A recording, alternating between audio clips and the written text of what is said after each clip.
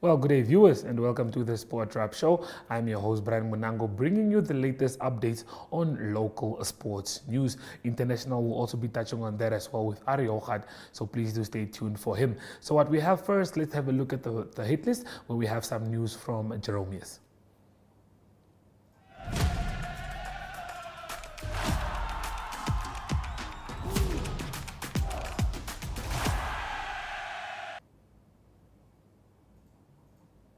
Well, Jeromeus is currently in Portugal as he's getting ready for the World Triathlon competition that's taking place. It's a development competition, and he is a triathlon athlete, a para-athlete, of course. So we do have a short clip of him, of how it's going there in Portugal. So please do stay tuned as we take a look at Jeromeus' video.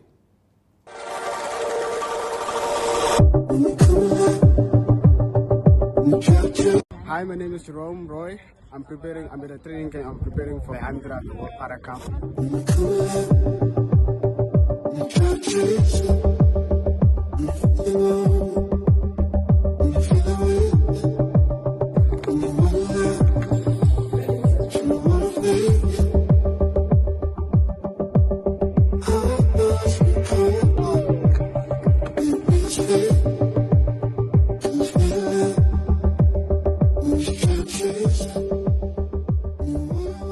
The training session was nice, a little difficult, but nothing I can't handle.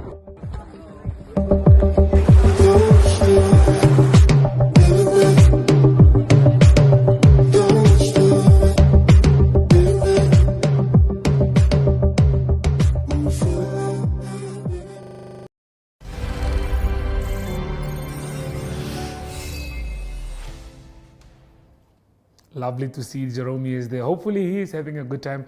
It looks beautiful there in Portugal. Moving on to our second story, we have some news once more from the Cricket Namibia again as they announce another sponsorship announcement with Pukavitz Megabuild. So please do stay tuned as we listen to that. Megabuild is a proudly Namibian company, and supporting our local community is at the core of our values. Sports partnerships can significantly enhance community engagement and elevate brand visibility. Additionally, these events and partnerships can drive infrastructure investment, generate employment opportunities, and boost tourism, resulting in significant economic benefits.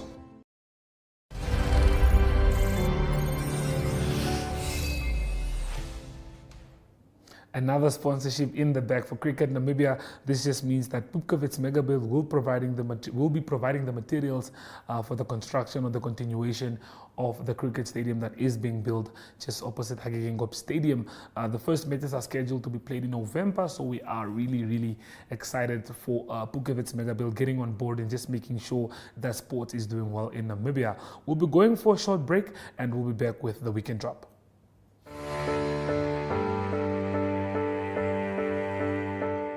From the day you were born and welcomed until your pensioner years on this earth, your life is filled with changes and phases. What mattered the most at age 10 may be an unknown memory at 25. The heartbreak at 16 may be replaced with wedding bells at 27. The degree you've always wanted or starting your career business may come true at age 30. And the dream to own your own home may come to realization at age 50. Whatever stage you find yourself in, whatever matters right now, Standard Bank has what you need to bank like you. Choose your own path. Choose endless possibilities. Standard Bank, it can be.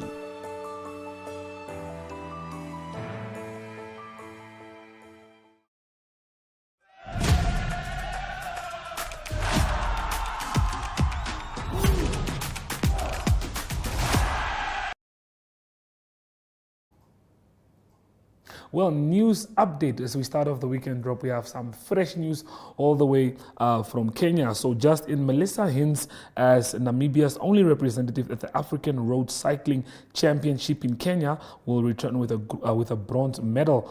After finishing in third position in the elite women's individual time trial on a 22.5 kilometer course this morning. Lucy Young of South Africa won the gold with her compatriot Ashley Moolman Pasio 32 seconds later. Hins, a late developer in the sport, has twice won the National Time Trial Championship in 2020 and in 2023. And has represented Namibia at the UCI World Championships in Glasgow last year. As you guys can see there, young Lucy was in first place, Moolman Ashley came in second, and hence Melissa was in third. A delay in confirmation of the details this year's continental showpiece prevented the Namibian Cycling Federation from entering a bigger team. So very unfortunate that we could only have one cyclist there, but if I think things were communicated a bit better, we would have had definitely better results there. And a huge congratulations to Hins for grabbing herself a bronze medal at the event that took place in Kenya. Moving on, like we do have other news in the Nedbank launch that took place yesterday. We also got a few words from the sports minister, of course, and a few representatives and organizers from the event itself. The event is scheduled to take place on the 6th of December, where riders are expected to drive all the way from Windhoek to the beautiful coastal town of Swakopmund. This is the 20th edition of the Nedbank City Dash, the 20th anniversary, of course, and it has a bit of a sweet side to it because it has now been extended to 401 kilometers instead of 397. So please do stay tuned as we take a look at a few of those speeches.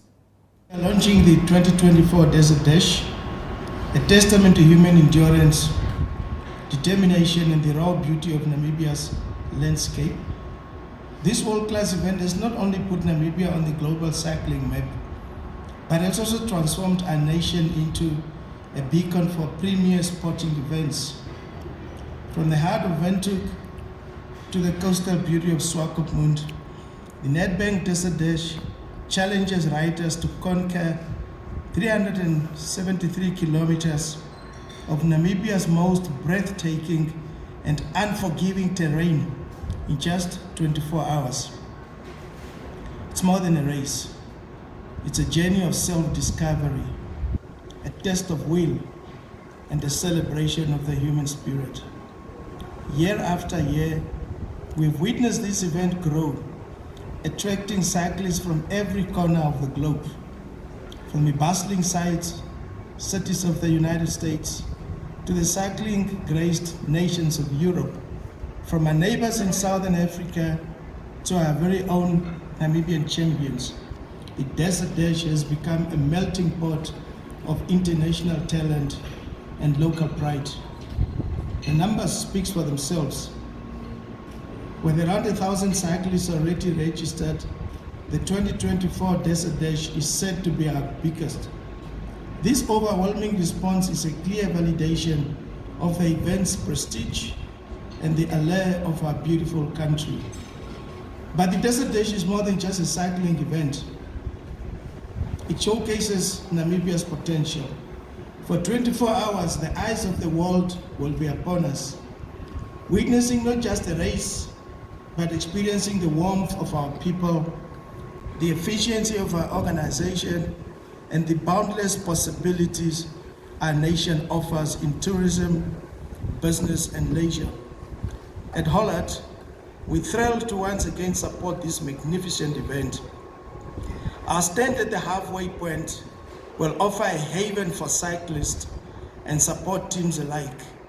We invite you to pause, refuel, and experience the legendary Namibian hospitality before tackling the demanding second half of the race.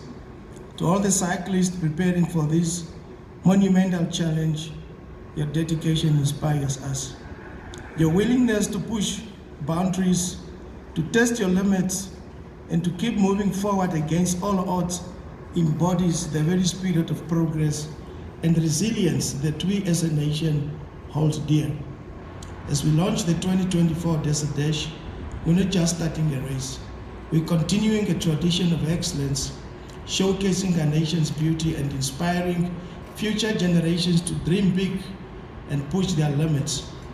To our organizers, co-sponsors, volunteers, and every individual who makes this event possible, we say thank you. Your tireless efforts behind the scenes are the wheels that keep this significant event rolling year after year. Namibia will once again become the cycling capital of the world. Let's make it an unforgettable experience, a celebration of human potential, and a shining example of what beautiful country has to offer. To the road ahead, to the challenges that await, and to the triumphs that will be celebrated, we look forward to the countdown of the 2024 Desert Dash. Thank you, and may the best cyclist prevail. I don't have enough time to make up my mind. Personnel of the media, distinguished guests, ladies and gentlemen, a very good morning. You don't want to greet me? Yes. You know, for us in the sports fraternity, we are used to vibrant energy. So that's the energy that I want. It's a great honor and privilege to stand here before you today at this momentous occasion as we are celebrating and launching the 20th anniversary of the Nedbank Desert Dash. I think Nedbank and their sponsors deserve a round of applause. This extraordinary race, which has grown from humble beginnings, we've just heard from 44 cyclists. So my retention capacity is still very high. I just graduated this year, so I'm still a student. And now we are informed that it's close to 1,000 cyclists. Is a testament to Namibia's unique landscape, the adventurous spirit of its people, and the exceptional work of the organizers and the sponsors who have made this event what it is today. Ladies and gentlemen, the Nedbank Desert Dash is more than just a race. And as a ministry that's entrusted with the mandate to promote and to develop sport, we have that responsibility to promote not only elite sport, but also community sport. So for us, this event resonates with our quest to encourage community sports. And by so doing, and at a larger scale, we are contributing also to Sustainable Development Goals. We know the SDG 3 that speaks to health and well-being. So it's a test of endurance, determination, and resilience. It pushes the human body to its limit, and yet it offers rewards far beyond the finish line. We've just heard Ms. Morora here testifying how tough it is to be on the road. And I was thinking, yeah, this year maybe I should also, just follow and see. Unlike wait at the finishing line, you don't get to appreciate the effort and the endurance that the cyclists go through. This race has contributed to putting Namibia on the world map, showcasing our spectacular desert, our sense of adventure, and our openness to global athletes. I was just watching the video playing in the backdrop, looking at the mountains, and I'm saying I've been following the Tour de France, but I don't think it comes close. Those of us who have seen it, it does not come close. So it has helped us position Namibia as a premier destination for our mountain bike enthusiasts and sports tourists alike. Director of ceremonies, the Nedbank Desert Dash has not only created a platform for international athletes, but also a solid foundation for Namibian cyclists. I'm sure Mr. Shilongo will agree with me, coming from the Federation. Through initiatives such as this, we have seen a rise in local talent. Ms. Morora has alluded to our two cyclists, Vera Lusa and Alex Mela. In fact, we sent this year 4 athletes to the Olympics, and 2 of the athletes that we sent were from the cycling discipline. So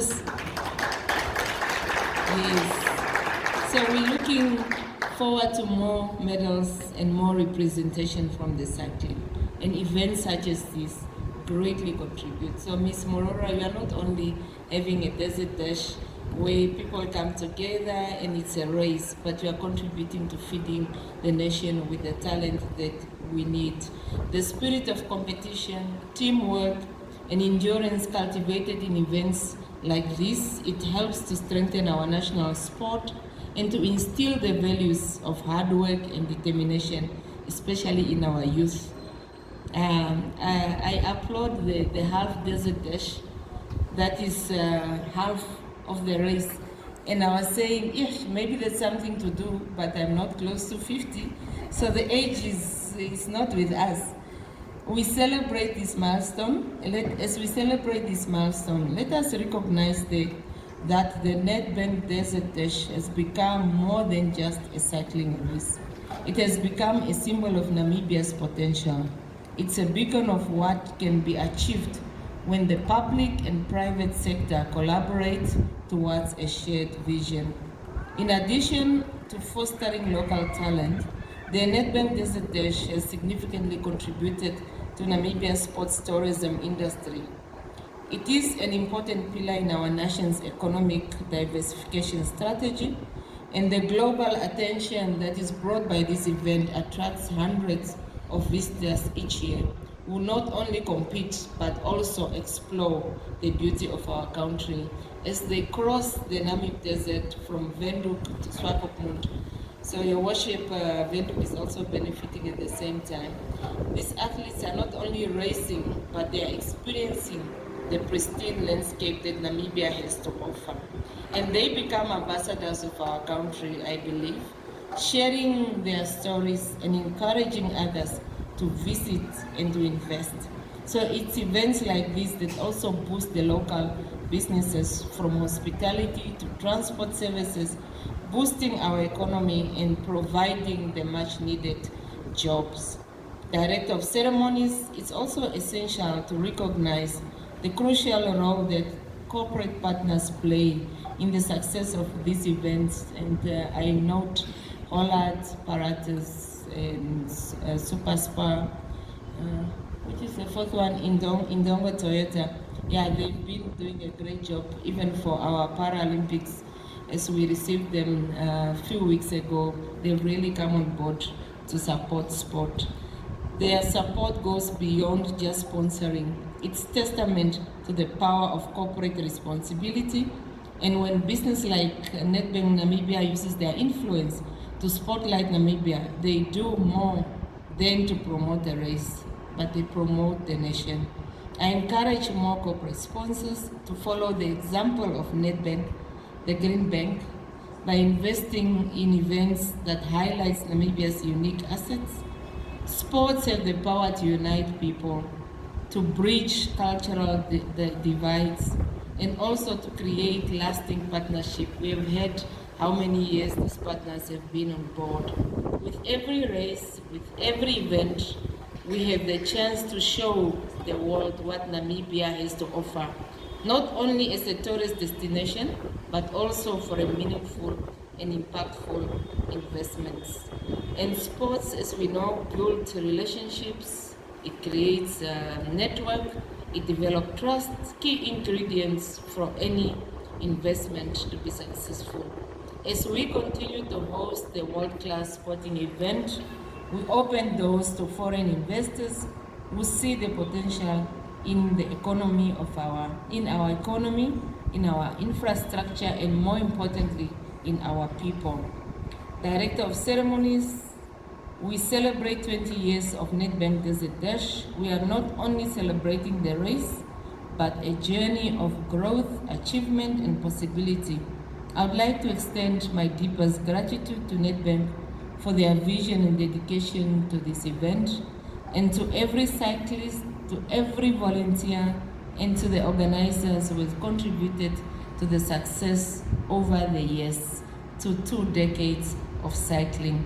Let this milestone remind us of the power that sport has to inspire, to unite us together, and to transform the nation. Let us continue to use the Nedbank Desert Dash platform to showcase the beauty, its talents, and its potential that Namibia holds to the world. As I conclude, allow me to thank you and to wish all. Today we are going to learn how to bake.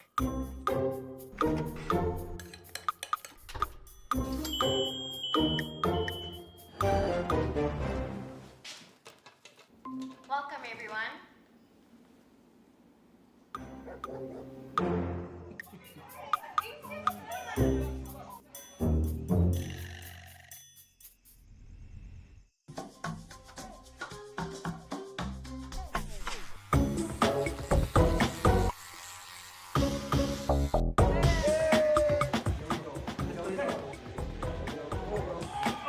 Things may not always go as planned, but our technology doesn't fail.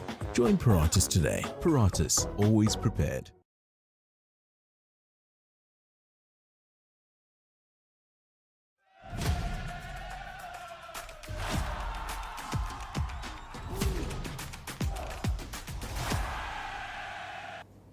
Well, viewers, that's all that I do have for you for today. I'll be back again tomorrow, same time, same place. But before we do leave, we have Ari Hochad, who is on standby with international news.